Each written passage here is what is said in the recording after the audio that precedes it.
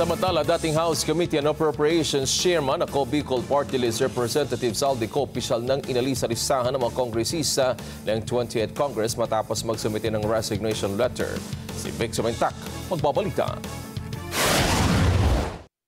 Makalipas ang 4 na araw matapos matanggap ng Office of the House of Representatives Speaker ang resignation letter ni dating House Committee on Appropriations Chairman ako Bicol Party List Representative Saldico, nagdesisyon ang plenaryo ng Kamara na opisyal ng alisin ang pangalan ng mambabatas bilang miyembro ng 20th Congress. For the information of the body, we are in receipt of a letter from Representative Elizalde Esco of Ako Bicol Party List informing the House of his resignation as a member of the House of Representatives.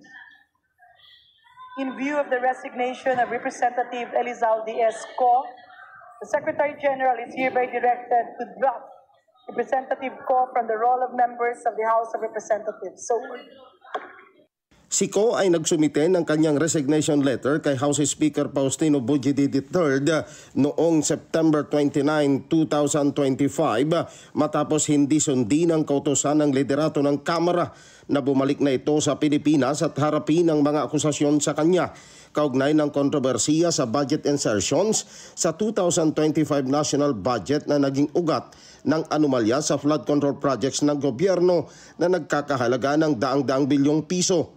Nauna nang sinabi ni Speaker Dean na sa ngayon na nagbitiw na si Koch bilang kongresista ay wala ng jurisdiksyon ng Kamara sa kanya at bahala ng Department of Justice at Independent Commission on Infrastructure o ICI na obligahin ang mambabatas na humarap sa ginagawang investigasyon sa isyu ng anomalya sa mga flood control projects ng gobyerno.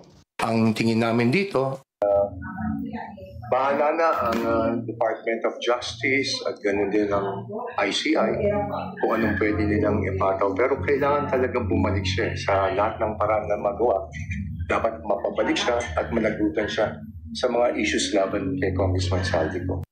Si Co ay kasalukuyan pa rin nagtatago sa ibang bansa at patuloy na umiiwas na harapin ang isyu ng budget insertions at anomalya sa flood control projects ng pamahalaan. Vic Sumentak para sa Mata ng Agila, matatag, matapang, matapat.